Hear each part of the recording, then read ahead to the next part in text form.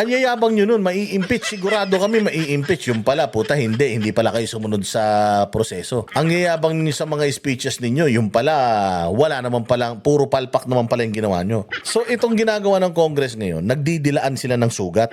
Okay lang yan, huwag ka nang umiyak. Ano tayo, babawi tayo. Hindi pa tapos ang laban. O lahat naman ng talunan, ganyan eh. Yan ang sinasabi, hindi pa tapos ang laban. Itong impeachment na ito, mag-proceed yan o hindi, sigurado tayo mananalo si Inday Sara. At kung ang desisyon ay panalo si Inday Sara, magwawala mga to.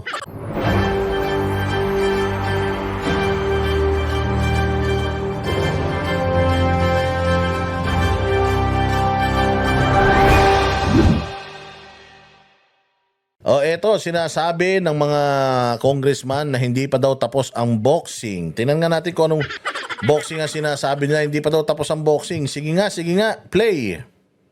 Kamara sa kabila ng pag-archive ng Senado sa articles of impeachment laban kay Vice President Sara Duterte. Pero hindi pa raw nila alam ang susunod na hakbang sakaling ibasura nga ng Korte Suprema ang mosyon nila. At live mula sa Quezon City, nasa frontline ng balitang yan si JC Cosico. JC, ano bang sabi ng prosekusyon? Hindi pa tapos ang boxing. Yan po yung sinabi ni House Prosecution Panel spokesperson Attorney Antonio Bucoy doon nga sa pag-archive ng Senate, doon sa articles of impeachment. Hindi pa daw tapos yung boxing. Putang ina yan. Paano hindi pa tapos yung boxing? Inilagay na nga sa cabinet, inilak na. Sinintensyahan na nga ng Korte Suprema. Gaano ba kahirap intindihin, mga bossing, na yung ruling ng NBank, yung ruling ng ng mismong Supreme Court, yung 15 sila, napakahirap baliin nun. Yung sinasite ni Risa Ontiveros na desisyon na binago ng NBank, desisyon lang yun ng division, 5 justices. Yung desisyon na yun, putang ina, tungkol yun sa talong. Tungkol yan sa talong, ha? Tungkol sa talong. Yung awayan tungkol sa talong, hindi yan pwedeng desisyonan or hindi yan pwedeng mapunta sa NBank kagad. Doon sa buong, yung, kumbaga merong level-level yan, division, tapos yung mismong NBank. Yung kapag sobrang lala nung issue, hindi yan pag-uusapan sa division, mapupunta yan doon sa pinakamalaking, kumbaga let's say for example, for the lack of better term, yung pinakataas na floor dyan sa Supreme Court, okay? Which is, ang mag-uusap dyan, yung 15 mahistrado. Ito, pag talong ang pinag-uusapan, dyan ka lang sa baba, okay? So nagdesisyon yung division, which is 5 mga justices tungkol dun sa talong na yun.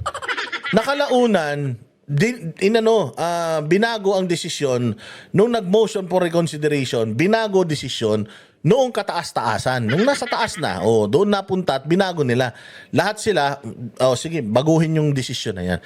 Pero hindi ito katulad nitong kaso ni Inday Sara na diniretso doon sa Piplor, tapos pinag-usapan ng lahat ng mahistrado, tapos nagkasundo yung 15 mahistrado na immediately executory, yan, hindi yan dumaan sa proseso at unconstitutional yan. Magkaiba po yun. So papaano po natin sasabihin na itong desisyon ng Supreme Court ay or hindi pa tapos ang laban? Meron kasing usapan ng itinitable at saka yung ina-archive. Ano ba yung itinable? Yung gustong mangyari ni Tito Soto. Ang gustong mangyari ni Tito Soto, nakalapag lang yung impeachment sa lamesa. Anytime pwede nilang damputin. Anytime pwede nilang damputin. Kapag ka in-archive mo naman, itatago mo yun. Tapos may motion to archive, so kailangan din para mailabas mo yon, meron ka ring motion na gagawin para mailabas mo yon. At hindi pwedeng ilabas mo yon nang walang rason. Ano yung rason? No, kapag ka tinurn over yan ng Supreme Court, let's say for example, nagkaroon ng himala, magic, at biglang 8, mantakin mo sa 15, biglang 8 na judges yung nagsabi na mali yung decision namin, inaano namin, nire-reverse namin. Doon lang magkakaroon ng pag-asa na ma-unarchive yan. Pero, depende pa rin sa Senado yan kung i-unarchive nila yan. Yun ang kaibahan nun. Okay? Sige, diretso. Laban kay Vice President Sara Duterte. Meron pa raw kasing nakafile na motion for reconsideration ang Kamara ukol doon sa SC ruling declaring as unconstitutional itong impeachment complaint laban sa Bisig. Tingnan mo. Ang Congress, sinasabi nila na unconstitutional or mali ang ginawa ng Supreme Court. Sinasabi nila na ang Supreme Court ganito, ang Supreme Court tuta ng mga Duterte, ang Supreme Court ganito, ang Supreme Court mahina, bobo, ganito, ganyan. Tapos hihingi ka ng ang tawag dito ng audience sa Supreme Court. Sinisiraan mo Supreme Court, pero hihingi ka ng motion to reconsider, magmamakaawa ka sa Supreme Court. Tinatakot ng Congress ang Supreme Court na i-impeach sila or impeachable official sila, pero hihingi ka ng pabor sa Supreme Court. So ngayon, yung dating malabo pa sa ihi ng pusit na pag-asang ma-reverse ito, mas lalong malabo pa sa dinuguan. Malabo kasi inaakusahan nyo kami ng kung ano-ano tapos ina-expect ninyo kakampihan namin kayo this time. Although objective kami, sabi ko nga being a Supreme Court Justice, kailangan you are the most objective person. So, by the power of objectiveness, nagdesisyon sila pabor kay VP Sara. So, ang gusto ninyo, sinasabi nyo na hindi kami objective, na bias kami, na mga bulok kami. Tapos, kakatok kayo sa mga puso namin bilang mga objective na mga judges para panigan kayo. Di mas pinalabo nyo. Hindi ba? Kaya itong mga ginagawa ng mga congressman na to, propaganda na ito. Tapos na laban, tapos sasabihin mo, hindi pa tapos ang laban. Ang yayabang nyo nun, mai-impeach. Sigurado kami mai-impeach. Yung pala, puta, hindi pala kayo sumunod sa proseso. Ang yayabang ninyo sa mga speeches ninyo, yung pala, wala naman pala, puro palpak naman pala yung ginawa nyo. So, itong ginagawa ng Congress ngayon, nagdidilaan sila ng sugat. Oo, nag-ano sila, inaalo nila yung isa't isa na, bayaan mo na, okay lang yan. Okay lang yan, huwag ka nang umiyak. Ano tayo, babawi tayo. Hindi pa tapos ang laban. Lahat naman ng talunan, ganyan Yan ang sinasabi, hindi pa tapos ang laban. Ni Bukoy, maling-mali ang desisyon na yan ng SC. Pero sakaling manindigan ng korte sa kanilang ruling, ay susunod naman daw ang Kamara. Ulul, naniniwala ba kayo na kung halimbawa, yung motion for reconsideration nila, binasura ng Congress, ay ibinasura ng Supreme Court, susunod sila? Hindi, magsasalita pa rin yan sila.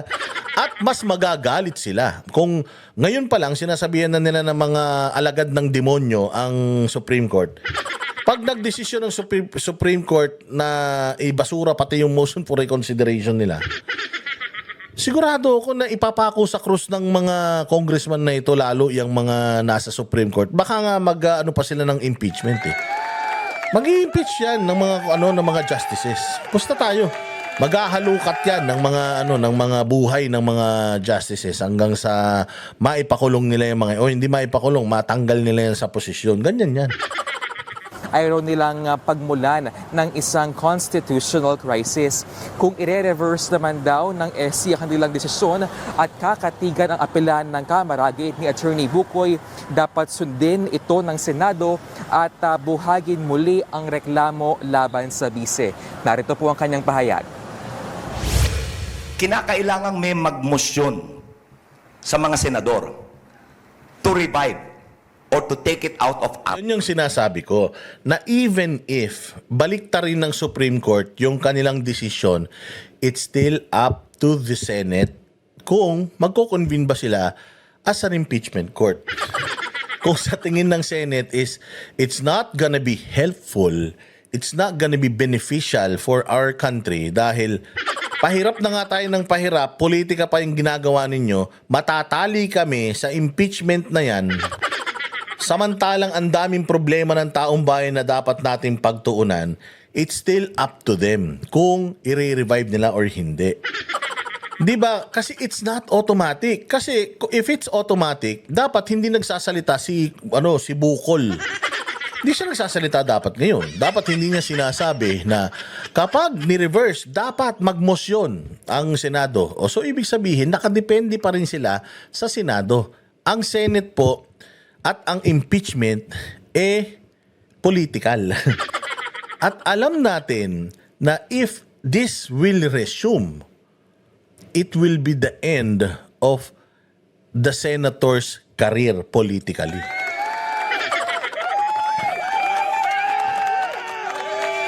But if you're gonna look at it, let's say for example, nag-push through itong impeachment.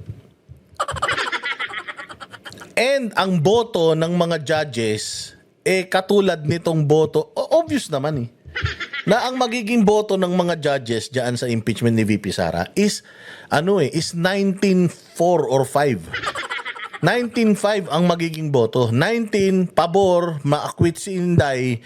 5 yung ayaw, yung mga minority kupal. Sila yung may so mananalo pa rin si Inday Sara. Ngayon, pag nanalo si Inday Sara, anong sasabihin ng Kongreso? Sabihin na naman ng Kongreso, nako, wala, mga Duterte senators siyang mga yan. Wala kang tamang gagawin sa mga hayop na ito. Lahat ng gawin mo sa mga dilawang tae, lalo na sa mga kawatan, mali. Basta Duterte, mali. Hindi katigan ng Supreme Court yan, mali ang Supreme Court. Katigan ng Supreme Court yan, sigurado ako mali pa rin ang Supreme Court. Itong impeachment na ito, mag-proceed yan o hindi, sigurado tayo mananalo si Inday Sara. At kung ang desisyon ay panalo si Inday Sara, magwawala mga to. Pero kung ang desisyon, talo si Inday Sara, ang credit nasa kanila.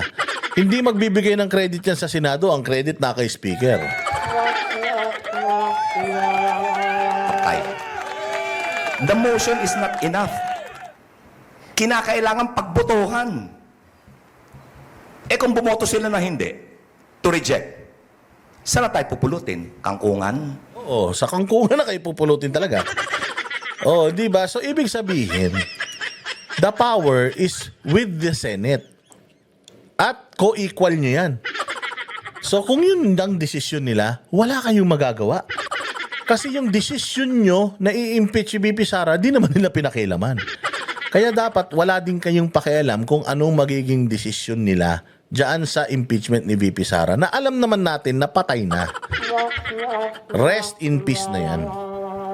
Then that will now bring us to a constitutional crisis.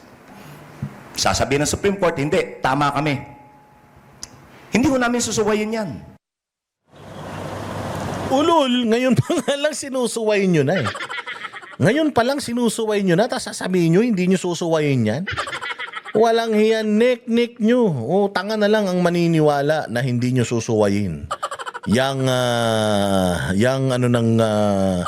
Yang desisyon ng Korte Suprema. If Korte Suprema will decide na firm sila sa una nilang desisyon at ibasura nila yung motion nyo, sigurado ako, lahat kayo, maglalabas kayo ng mga sama ng loob sa Supreme Court. Pag mumumurahin nyo yan, malamang.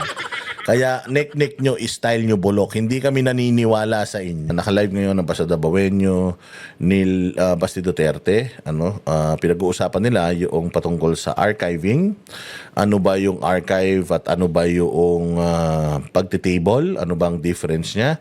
At pinag-uusapan din nila dito yung mga statement nila Marcoleta, statement ni Risa Ontiveros, statement ni Guanzon, at pinag-uusapan din nila yung threat na ibinato ni Speaker of the House sa mga justices na you are also unimpeachable officers or officials. Ayan. So, panoorin natin ito, mga bossing, malupit ito. Decision but there is a very big noteworthy thing in the decision, that the decision of the Supreme Court is final and executory. Immediately. So the first decision said final and executory. And that is why Rodante Marcoleta wanted to make to motion or to move that it must be dismissed. But they said, let's archive it. First, the second motion was to lay on the table. Between motion to dismiss or lay on the table takes precedence when it comes to parliamentary procedure. So unahon na to decide ang lay on the table. What's lay on the table? We just put it on the table and let's discuss it when we want to discuss it. So, mura siya og nagcomatose dinha, ibutan lang diya sa table.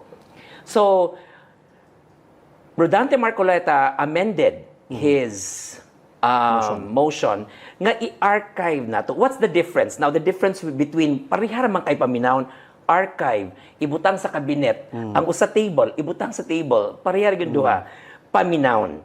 But here's the thing. When you say lay on the table, that is the act. But when you say archive, you do a positive thing first. In other words, before you archive, you have to determine if the Senate has jurisdiction over the case. And the 19 senators say, we do not have jurisdiction because according to the Supreme Court, the impeachment complaint was void ab initio. In other words, it was void from the very start. Since the House of Representatives hangtod na abot na sa Senate, wala, void na siya. So that is the positive act of Senate. They said that the case of the impeachment is void ab initio, but then pending the motion for reconsideration, we will archive it. So it's like putting it in a filing cabinet, lock it there, rather than put it on table. Naragid siya analogy ana niya. Kaya ang nakakuan sa put it on the table, mas kuyaw manggod na siya. Kanang they can always revive it and say, okay, we will open it and then we will call for the impeachment hearing. Because anytime you can pero archive gani, you have to have a positive or positive act from the Senate. Okay. But when you archive it, attorney, pwede pa rin siyang i-revive. Right? Pwede nimo siyang i-revive. But they have to make a better argument because Pwede nimong i-revive pero kailangan with valid grounds. For sure. It's, kiniingon na ganitong Supreme Court, di ba, nga final and executory. So meaning, wala na to. Dili na, kung ibalik pa na ninyo with the same argument, dili na naman nadawaton. Di ba? So mo to ingon pa sa Senate, ang giingon sa Senate, ana sila nga, nag-ingon naman ng Supreme Court nga, human naman eh. Ni-embank to. So i-archive na naman eh, unless kung mag-MR ang Congress with a better argument or, like, they adjust it, tanaw na po nila i-review, so nalan dyan naka-archive. And if they can only revive that, murabag, as I've said, gilakan na siya as filing cabinet. Pero ilan na ma-revive kung ang motion for reconsideration from the Supreme Court i-grant by the Supreme Court. Kung wala gani, no other act can be done. Unlike sa lay on the table, pwede rin ginang musulti na po sa Ontiveros, can we revive the impeachment and let's form the impeachment court? So mas maganda yung archive. Very Much positive yun na. better. Positive. Pero para na gid nako gid mayor, if I were to decide, it's really to dismiss. Kaya wa man gid sila yung decision nga daw ng Supreme Court. And then Senator Marcoleta mentioned, asked Senator Hontiveros, ano ba yan? En banc case ba yan or division decision? Attorney Regal, ano bang pinagkaiba nitong dalawa? Okay. At anong decision ba ang pwedeng i-overturn talaga? Bakit siya naging issue? Si Senator Marcoleta Mangod, he said that it will be very hard for the Supreme Court to overturn its decision because unanimous nga ang en banc. And then Risa Ontiveros said na no, it happened already. Na unanimous decisions of the Supreme Court were overturned by itself. So Marcoleta asked, was that bank decisions or branch decisions? Now, what's a branch decision? A branch decision is composed of 5 justices because the Supreme Court is composed of 3 branches. No, ilan ang i-divide nila. Nga naman kay daghan kay kaso nga ilang i-decide. So, mag-branch 1, branch 2, branch 3 ta. And then after that, you can decide. And that is final and executory. Kung mag-MR ka dito, from the branch, they will forward it to the unbank. The unbank is the 15 justices. Mura ka nag-atubang diya sa mga gods of Padre Faura. The 15 justices na din na imong atubangon ug imo nang i-fight ang imuhang kaso. So, pero kaning impeachment complaint ni Vice President Sara, wa na iagi og branch. Ni diretso ang unbank og decide. And unanimous ang tanan. So, how do you make it nga ilan nang i-reverse? You need around 8 justices nga musulti ay sayop di ay mi. Para lang i-reverse na ang decision sa previous. So, it is so ambot na lang, close to impossibility na makaingon kag ila ba nang i-reverse. That needs divine intervention. No, ang point magod is, kung mga argument ni Risa Ontiveros ba, mura magog, nganong dili na lang mo respetuon gyud ang en-banc decision sa Supreme Court. Bugat kayo na. Bugat kaayo na. Di ba, unsa to, God sa Padre Paura na, diya sa matubangan. Unya, murag mo ingon ka karon, you're a senator, you're an elected official, and yet, kani mga tawhanan na nagskwila na sila bugas siya. Di ba? Unya, imong i-question karon ang en-banc nga decision. And you're just, in politics, and you have your own biases, and it's subjective to you ba, ang case gani sa impeachment. Kani mga huwes ba, kani mga Supreme Court justices, objective na sila. They have to. Balaod ba yan na yun? Diba? This is funny, and I'd like to quote Ruina Guanzon on this one, ha? Because she said nga, ang qualification kuno to become a justice is that you must pass the bar, and then you must have a very, very colorful law practice. You must have experiences in the judiciary for how many years, and then in order to become a justice. And then you have to really be in the scrutiny of the Judicial and Bar Council, which is very, very difficult on JBC, to be recommended to the president to be appointed as justice. Pero a senator and congressman, kuno, you're able to read and write. Diba? These are highly technical people ba? Nga mo decision na sila ba? Dili na kanang... That's why it's important that we also look into it. And then to continue with Risa Ontiveros, she said that those were unbanked decisions.